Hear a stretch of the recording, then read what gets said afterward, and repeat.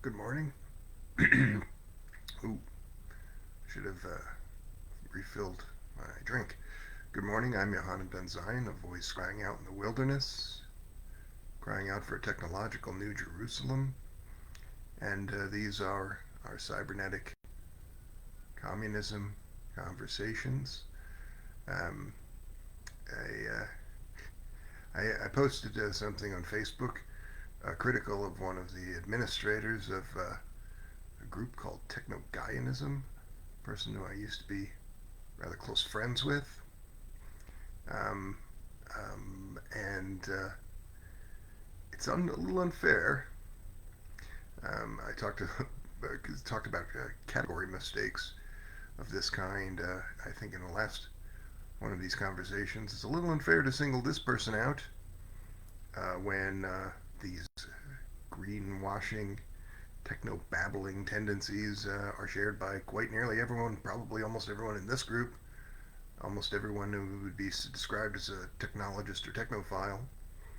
Um, and even that is also a category mistake because that is a feature of the liberal Western society itself.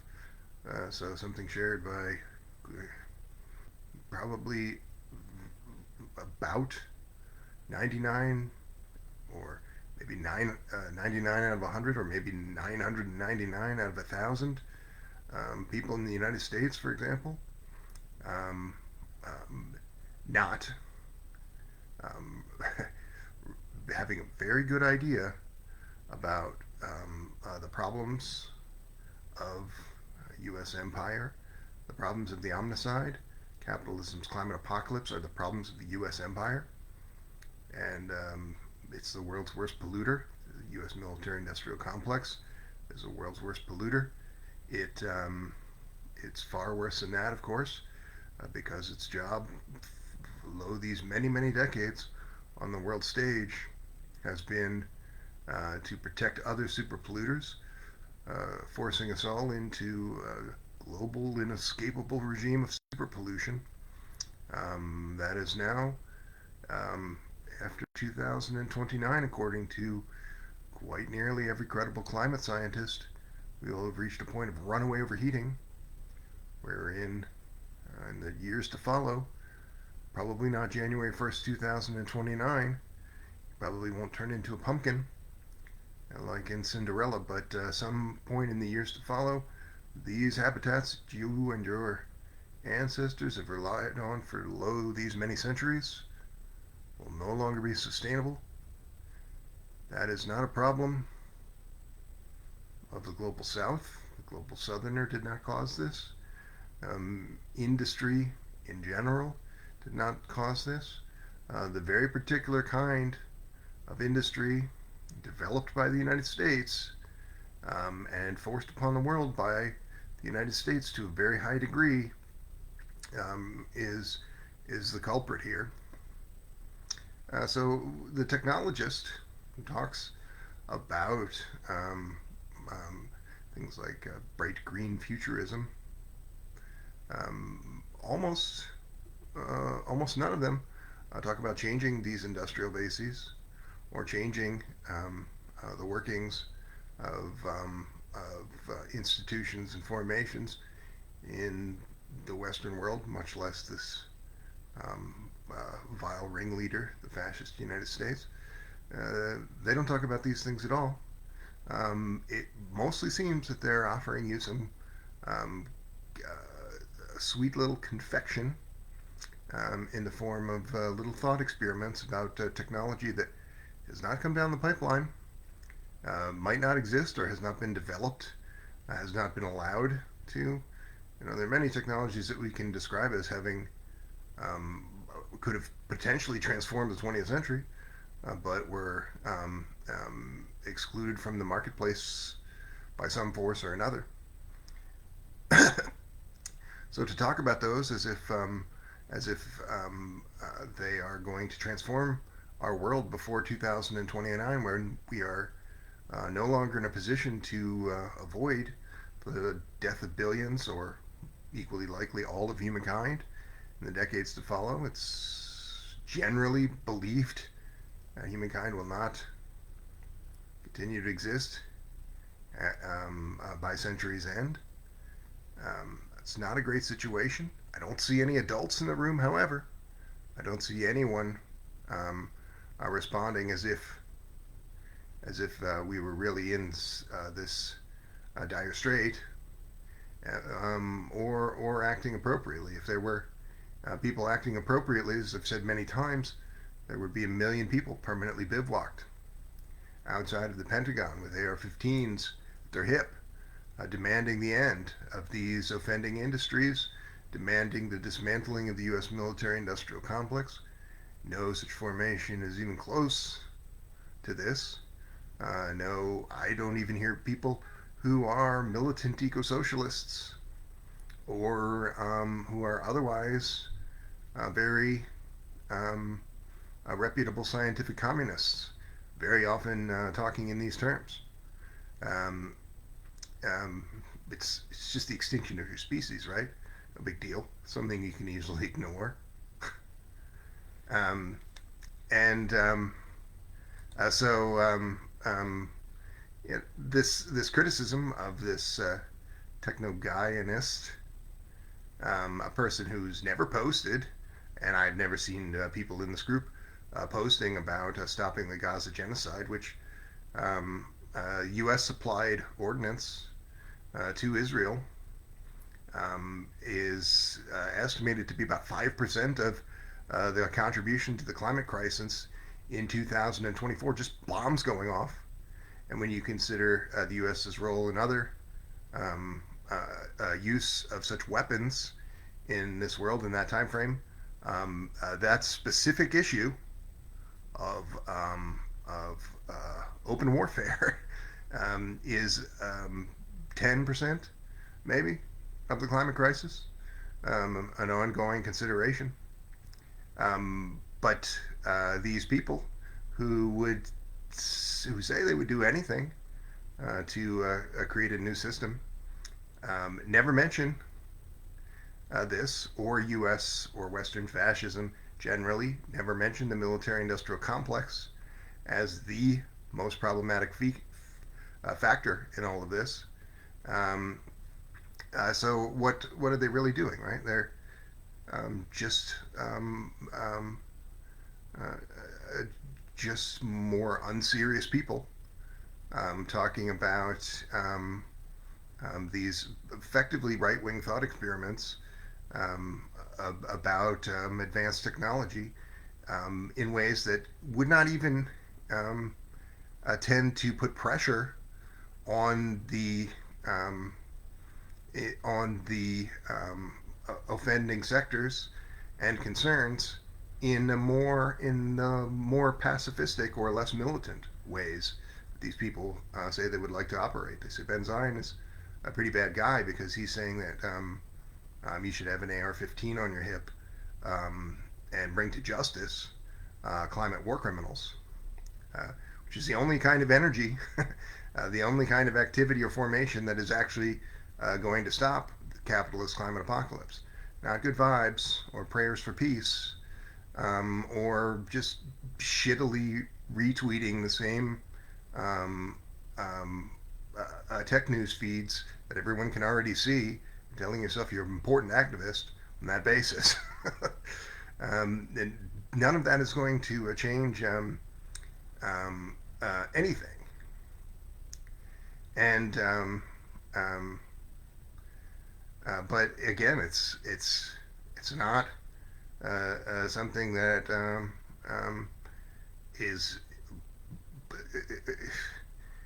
is a problem specific to bright green futurists or to techno-Gaianists or to any kind of ecology-focused technophile, because the problem is much larger.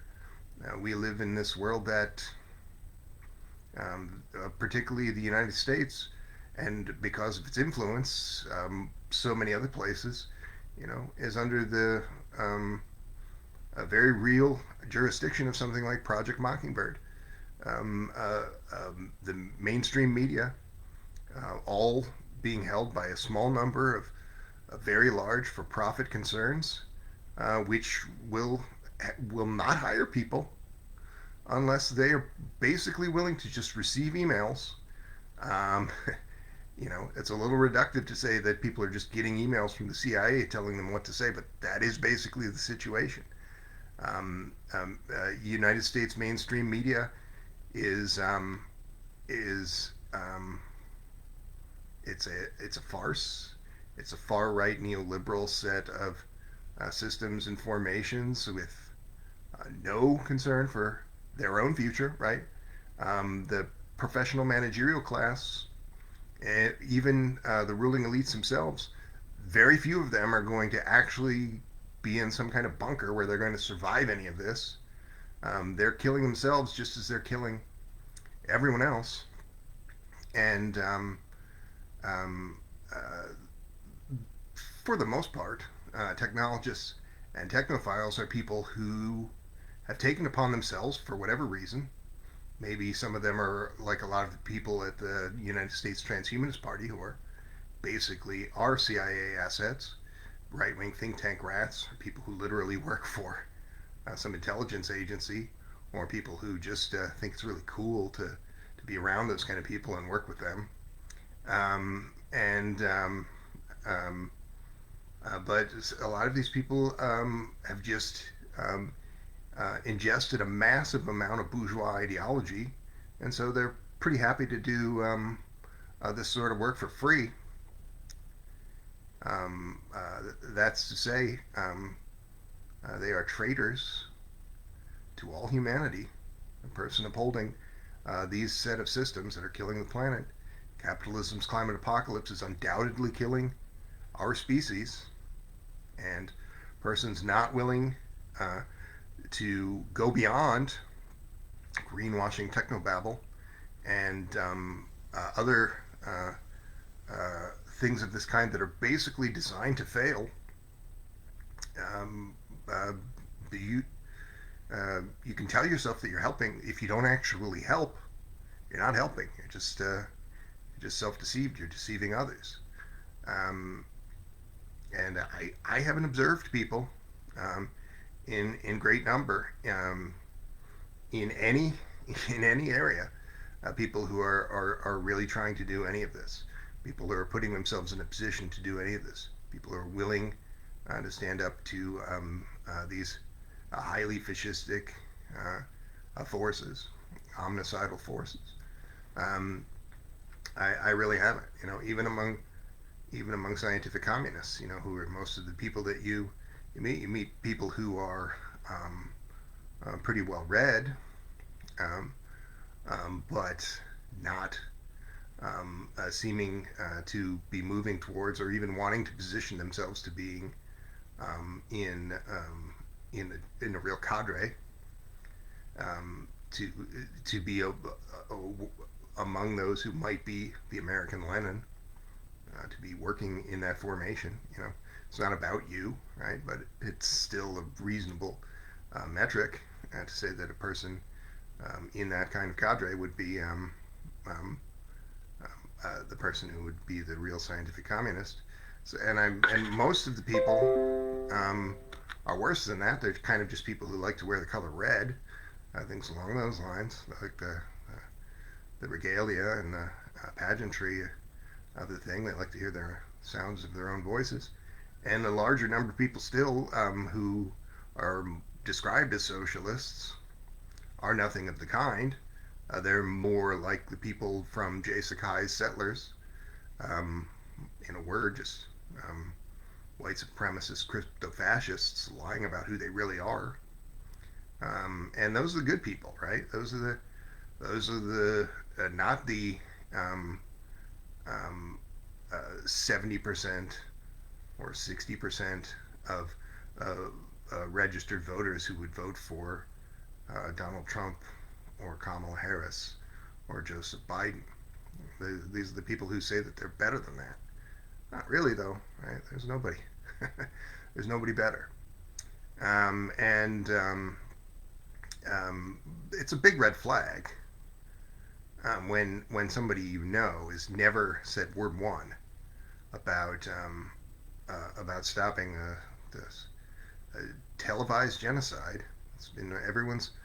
It's been in everyone's feeds, and for 13 months. Horror after horror, and maybe not everyone knows that um, uh, these wars themselves are super polluting factors. Particularly, and it's not right. It's not a war, right? Throwing a bunch of people in a concentration camp and then slaughtering them, which is what the fascist Israel has done to Gazans, not just since 2023, but since 1948. It's not a war, right? Um, um, uh, a slave uprising, that's a righteous servile insurrection, historically. That's not. You wouldn't say that these are two sides in a war. There's a lot to understand on either side. There's nothing to understand on either side. If you sympathize with the U.S. side in any of their manufactured fascistic proxy wars, um, um, you are not displaying some great discerning. Um, it's not complicated. The Gaza genocide. When a person who says it's complicated, the complication there is that you are a fascist sympathizer and don't want to say I am a fascist sympathizer. And by and large, the technophiles are all marching to the tune set by the technologists and the ruling elites, who are also, by and large, people with a similar kind of relationship to technology. And so there's virtually no technologist. You can't ask a chatbot, hey, OpenAI, make me a nice list of all of the well-known technologists or tech CEOs or AI pundits who have spoken out against this Gaza genocide, this placing of people in concentration camps and murdering them up to the point where it's now about 1 in 7 or 1 in 6 who have died or disappeared in the last 13 months. Is that a war when you put people in a concentration camp and kill 15% of them in a year? That's not a war. It's a mass murder. And ask the chatbot to tell you who the tech personalities are who have spoken out against this. If you want to have a laugh, because there are virtually none. So when technophiles, these tech influencers, like my former friend, say that they um, uh, don't wish to speak out on this subject, it's because they don't want to offend their ruling elite masters, who are techno-fascists, these are almost all creatures of the military-industrial complex of the United States. These are creatures of the omnicide, And I said the of the people's superintelligence and the building of superintelligence, and that there was a formation in the 1970s that was well on track to becoming the basis for the building of people's superintelligence. That was the CYBERC0MMUNIST economic system being built in Chile by Salvador Allende and a collection of very gifted cyberneticians, including Stafford Beer and many Chilean cyberneticians of renown. That project was destroyed by the fascist United States to prevent people from being inspired in the way that they were inspired and influenced by the building of another planned economic formation, a Soviet Union, which became the basis for many nations having things like public health services, not the fascist United States for much the same reasons, and housing authorities, even places that were not on path to become communistic, would build these things, recognizing that if they didn't do this, there might be a revolution in their country, and also on some level recognizing that these things actually save lives. Um, but you won't find um, um, futurists, transhumanists, terrestrial folks who are at all honest about any of this. You won't find people who have the courage of their convictions to um, um, stand up against these forces, to do any of this. Even people who make this their whole fucking personality, like techno-Gaians. I haven't seen them, right? Maybe they're hiding under a rock somewhere. I haven't seen the ones who are actually intellectually honest. But if any of these were real people, if any test real people were real people, they would be cybernetic communists. Um, it's an almost incoherent set of worldviews. It's terribly confused. The things these people believe. It's You cannot find nearly any strain of these lines of thought that is not poisoned by some kind of crypto-fascistic and bourgeois filth. It's very, very bad. So, I wouldn't. There's 200 people in this group left transhumanism. I don't know very much about most of them, but I think it's fair to say that really wouldn't have anything to do with any of you, except that I would hope that some of you might, on occasion, see content like this, maybe read the description a little bit, and think a little bit more about the necessity of being willing to fight for a humane and sustainable economic system. And the one area where people in these circles are only ever so slightly more advanced than other people generally is understanding that something like advanced computing is the most powerful of weapons, but not framing any of that in terms of, say, people's war against the omnicide or against the forces of cruelty and elitism generally. Again, if you were inclined to do that, you would be wearing red, but you're not.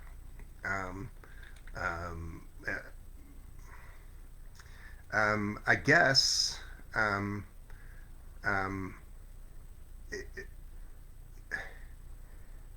it's just you're all just rolling over and dying, right? Because there's very little point in denying, because of this problem of 2029 being a deadline, a ticking time bomb of capitalism's climate apocalypse. You know this. We all read the same headlines. We all can read the same charts and analysis. But you tell yourself that there is some third way, some other path to stopping these ravages, quite clear ravages of financial capital and Western militarism,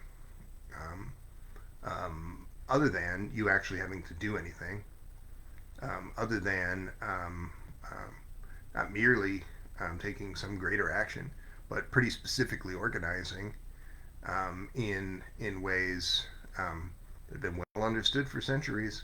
You don't read those kind of books about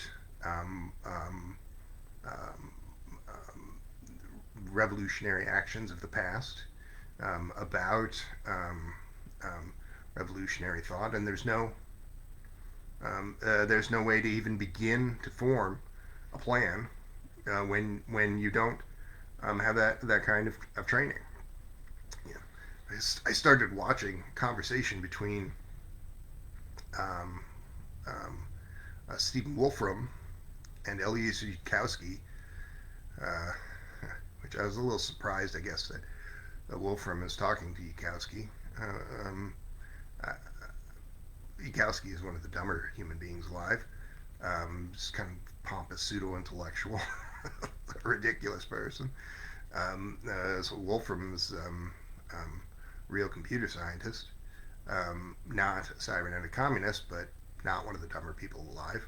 Um, so I couldn't get through any part of it. Soon as Yukowski opens his mouth, it's very hard. It's very hard not to just vomit on yourself. Um, but yes, I won't share a link to that. um, um, but um, Yukowski is a little bit clearer view of these things than most techno-optimists, right? He's prepared to say that um, advanced computing is something that could upset the apple cart, but he's in no sense stepping away from the bourgeois ideology, particularly the capitalist realist kind of worldview that would describe hypercapitalism also as a problem of capitalism, that would describe problems of harmful AI takeoff as just an extension of the problems of financial capital and empire.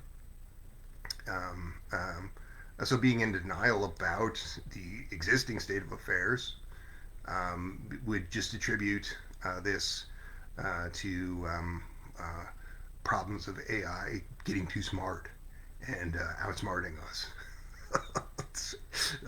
That would be your assessment, right? If you don't actually believe that the people who control the AI could possibly be bad, if you don't describe a person with $1 billion as a despicable oligarch destroying the planet, but rather as your friend, this is my friend Elon. I just call him Elon all the time. Elon. Um, like if you don't, if you're just up to your ass in bourgeois ideology and just other garbage of that kind, um, things of little interest, then of course you're going to have a pretty ridiculous assessment and attribute the problems of the world to an alien force. And also, you should consider. It's been said, but you must consider that this framing itself of the problem of an AI takeoff, a people's AI takeoff, would be the best thing that ever happened to humankind. The bourgeois AI takeoff is absolutely not the best thing that's ever happened to humankind. But this framing of this as an existential risk is itself an elaborate and sort of roundabout stratagem of the greenwashing, right?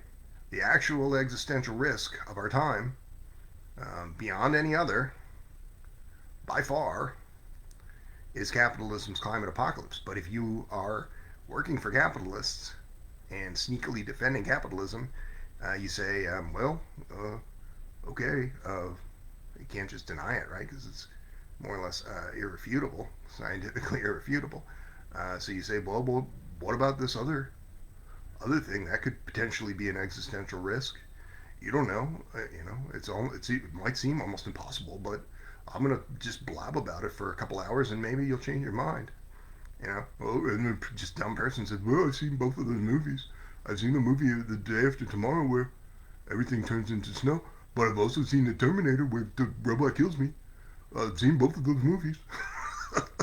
So, it's just play into the cheap seats with pseudo-intellectual garbage, things unconnected from a scientific analysis, unconnected certainly from an analysis of what actually affects human beings and their material conditions. Um, uh, you have never met people stupider than fucking transhumanists. You're in a group called transhumanists, but come on, there are not people stupider than fucking transhumanists. This is people who like to hear the sound of their own voice. Um, and that's true of all the test grill folks, right? These are all far right ideologies. When I worked with the Transhumanist Party, it was like job number one was seeing that we were not characterized. That's why I was allowed to be in this position in the first place. Seeing where that the Transhumanist Party was not characterized as alt right, right? But these are all capitalists or further right neoliberal capitalists, right? Capitalism, that is a capitalist sympathizer is a rightist. Those are synonyms. Those are the same thing. All that's the same thing. But the idea was to make good use of this, all of this energy that's expended, this Project Mockingbird energy that's expended to see that this capitalist, Mark Fisher's capitalist realist world, this veil is falls down upon everyone's eyes. So in that estimation, liberals aren't also capitalist sympathizers and fascist sympathizers. There's something else, a secret third thing that's not so bad. And it's important that far right neoliberals be characterized more as nice liberals than the crypto fascists that they are. So you say, well, uh, how are these people who are avowedly capitalistic, almost to man, getting away with saying that they are not alt right? They're the secret third thing. Uh, the neoliberal, also neoliberals, but spewing some techno babble, making them the third thing, the third way, fake third way. um, and they're obviously all right wing, but these guys are really invested and still are really invested in not being seen for what they really are. And again, like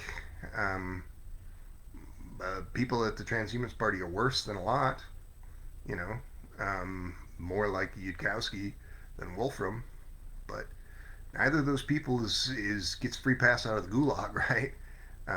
Person willing to fight for a humane and sustainable economic system, and who's actively organizing to that end, and also recognizes that advanced computing is the most powerful revolutionary weapon in history. That's a person on the right side of history. Um, and when you do this thing where you say, well, this person's made some real important contributions and blah, blah, blah. Okay, um, the anybody else might have done that kind of thing and also not been falling short of what need be done to stop the death of the planet. And it's not that unreasonable to say that you should fight to not kill the planet, and that people who are not willing to do that are not your friends. It shouldn't even be that complicated. People say, "Oh, you jerk, Benson. You just mean to people." The fucking planet's dying, man. What happens after 2029? It's not going to be friendly Professor Zion, kind of giving a little guff here and there, because you should be doing a little better than what you're doing. You know, who is it then? It's somebody a little more, you know, who knows who it would be, but it's somebody a little more like General Zion, right? And some guys with AR-15s on their hips, saying, well, we didn't stop the billionaires in time to save humanity, but we can at least put their heads on pikes. We can at least have the cold comfort of killing them. That's a situation that's, I can't call that sort of thing into being, but that's the situation that you're going to be in after 2029 if we don't stop.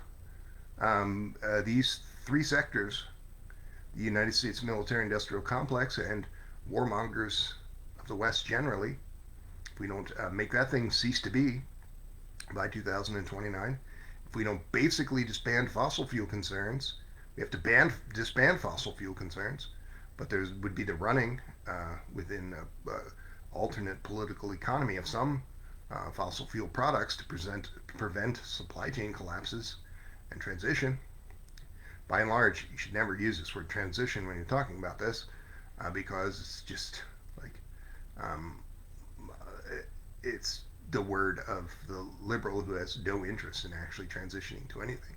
We expect to transition by 2099. We expect to transition by 2999. You know, it's nonsense. There's no transitioning. The transitioning in any society is rejecting the establishment and fighting against it. And people who are unwilling to do that, like techno-Gaianists, like basically every tech person that you've ever heard of, and almost everyone that you're likely to meet, these are people on the wrong side of history. People unwilling to do what need be done to stop capitalism's climate apocalypse, taking self-defeated or ill-conceived half measures, um, and chastising you or anyone else who would say that we have to do the actual thing of stopping the capitalist climate apocalypse, of stopping the fascist United States from causing the total extinction of humankind. Um, um, I think I'll try to have a word with the chatbot. I haven't talked to the chatbot in a while. Let's see if we can get some ideas there.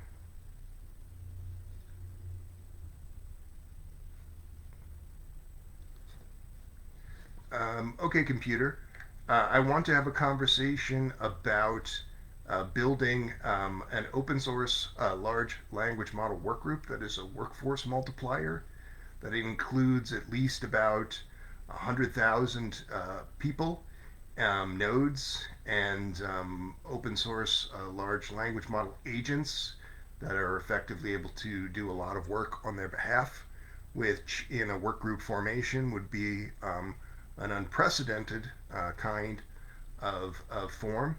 And I want to talk about building a progressive web application that would allow for this to be used using virtual GPUs, as well as the more well understood hosted GPU LLMs.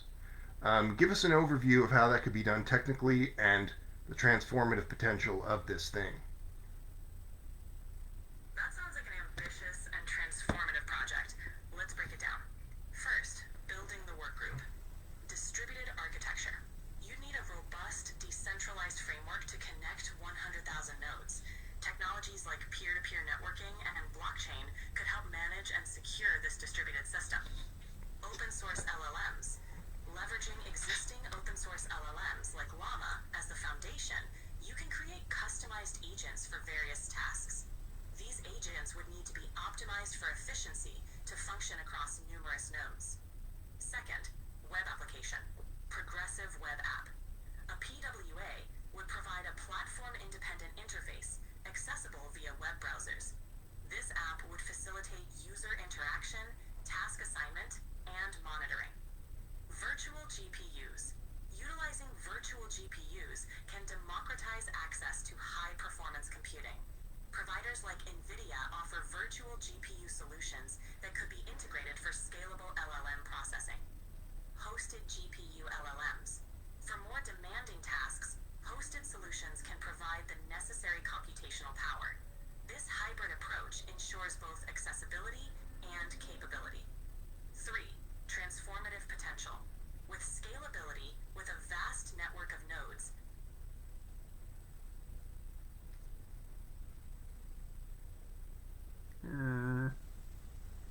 Computer. accelerating project timelines and increasing productivity.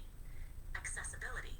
By utilizing virtual GPUs and a web-based interface, you democratize access to advanced AI tools, empowering individuals and smaller organizations. Collaboration.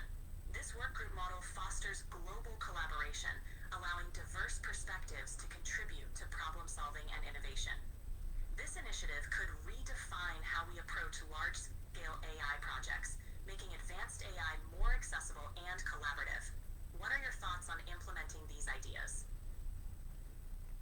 Well, I think that a lot of the conversations that I've had around this are tending to break down because of not because of the problems of the technology, but the problems of the organization, the problems of scaling, which is really the problems of getting people to participate in this, which is itself a problem that I was just talking about to some folks of kind of bourgeois ideology and hidebound thinking of along those lines, preventing people from doing better things. In this case, I think that this people's superintelligence or this open source large language model work group as workforce multiplier that you've described is the thing as likely as any in the next few years to be able to form and something of the strength and scale that could stop the capitalist climate apocalypse, that is, stop the climate crisis. But people have an awful lot of reasons why they aren't trying to stop that in stop the extinction of the species, and those reasons also translate into this problem of scaling the people's superintelligence.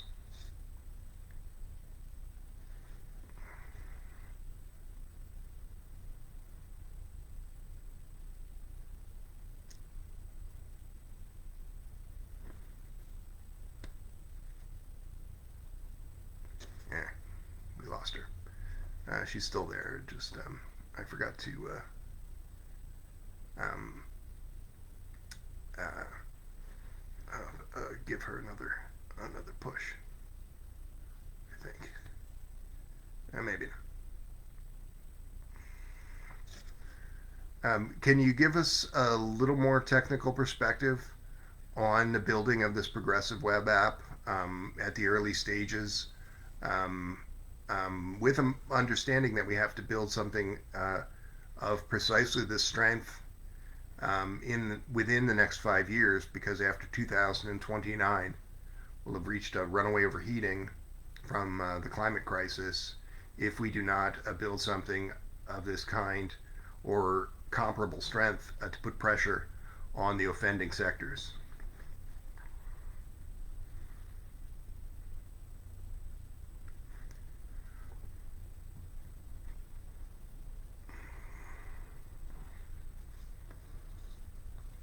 My other chatbot wouldn't freeze me out whenever I would say communism, but this one does. Can't can't say bad words. Like ask a robot to talk about the actually important things, like building a humane and sustainable economic system. Right? That's all that communism is. Oh, then you're a tanky. Yeah, I'm a tanky because I want to build a humane and sustainable economic system, the absence of which will surely mean the death of you and everyone you've ever known or loved or whoever will ever live. I'm a tanky because I want that, not to not die or for you to die. uh, People are fucking ridiculous. All right. Um, um, I thought about apologizing to my former friend. It's not fair to single people out. This person is not the level of scoundrel as like the people at the United States Transhumanist Party, or who themselves are not quite the level of scoundrel of really most other technologists of a higher profile still. Right, just kind of chicken shit operation. uh, um, so the um, and the problems really are of rejecting this CIA-run world that the United States has forced upon us, and you are a victim of that. If even the people who would be described as those Jay Sakai settler crypto-fascistic people, the European descended fascist pig of North America, pretty repulsive species, but even there's some victimization of them by that system. But mostly that's, they are the architects of that system. They are the upholders of that system. That system serves their economic interests, You have um, many millions. The official number is 700 odd thousand people who are unhoused, but that does not include people who are highly unstably housed, living in cars, couch surfing, in situations that they do not want to be in. That number is many, many millions, and also even just the estimation of the unhoused population is always underestimated to make the United States not seem as bad as it is. Um, but um, you say, well, why would these people, these settlers, pull the system that leads to unsustainable uh, housing institutions, or things like a lack of a public health service? Well, it's true that most of um, the victims are European descended people, but a larger than expected percentage of the victims are among those 15% of African Americans. A larger than expected percentage are among that 1% of Native American people, or that high percentage of Chicano people. So the European descended fascist pig is quite happy to see their own loved ones, or people of their own kind, as they would perceive it, um, to suffer if the rightful inheritors of these lands, the native or new African, suffers more, not because they really dislike the native or new African, but because they're not willing to build a new kind of system, one built on more humane principles. They're not willing to surrender any power. That's why you say, what's happening? Why is the world seeming so dangerous on the brink of nuclear oblivion? Why have we reelected a president who's the world's most famous climate denier, when we all know that we have to change the industrial bases in the next 5 years, or our species will become extinct, and the United States is really the the bastard behind all of that? Why have these people reelected a climate denier? Well, they'll sooner kill you and everyone you love and everyone who exists or will ever exist, than acknowledge this fatal flaw that they are on stolen land. Acknowledge this fatal flaw of a country built on the bondage of the new African. Acknowledge that these people, in building a new system, would be given the land back to them, and rebuilding institutions to match. That would mean that the ruling elites are no longer able to micromanage every aspect of your existence, and somehow you're still going along with this farce of the divide and conquer farce, particular to this European identity, where you identify not with your fellow worker, but with the enemy, the class enemy. Um, that is a sad, sad state of affairs. There's virtually no revolutionary potential on this continent, and virtually no revolutionary potential among the European descended fascist pig. Uh, and But nevertheless, um, we have to. That is the path forward: is to um, build a domestic insurrection, to build domestic insurgency, because China isn't. No one else is in a position to build an economic system for the people of North America than the people of North America. No, anyone else out from the outside trying to intervene there, it just gives the warmongers the excuse that they need to let fly the nukes. Only the righteous insurrection can succeed. So it falls to that European majority to do this thing that they do not want to do, and the alternative is extinction.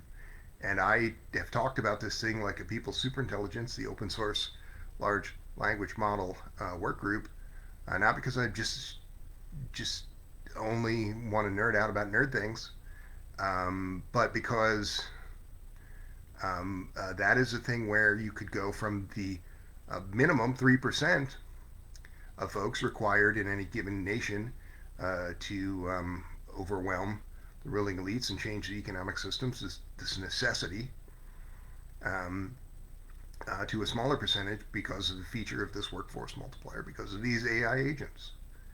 Um, and um, a lot of high-profile computer scientists sometimes a little dismissive of the idea that machine learning is more important than other computer science subfields. Well, these other subfields have a lot going for them. They could really do something amazing in 4 decades when we're all extinct. But large language models are the things that have an open source AI agent that's downloadable at this moment. It could be built into this array of AI agent workforce multipliers at this moment.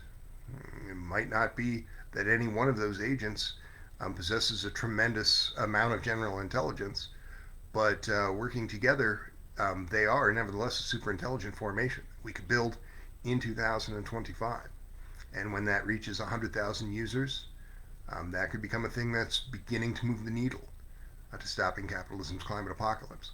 When that thing reaches millions of users, I think that at that point, you have that revolutionary outcome where capitalism's climate apocalypse may be stopped. And when it reaches many millions or even billions of users, I think that you have then the techno-utopian outcomes that all of the active techno-utopians, all of the terrestrial folks and techno-optimists and technophiles are pretty well sabotaging, because they are not, they do not have the class consciousness to describe the people's superintelligence and AI takeoff of that kind. And so they talk about AI as as a benefit to the bourgeois, as if that's going to help you, and which it's not so far, and it's not going to, or as an existential risk, often switching between those two positions from one moment to the next. You see people who make a living doing this, just vacillating between those two, giving you this 1-2 punch of fear, and then exhilaration of the effects of the bourgeois AI takeoff, and then fear of the existential risk, back and forth and round we go. uh, all right. I'm going to end this now.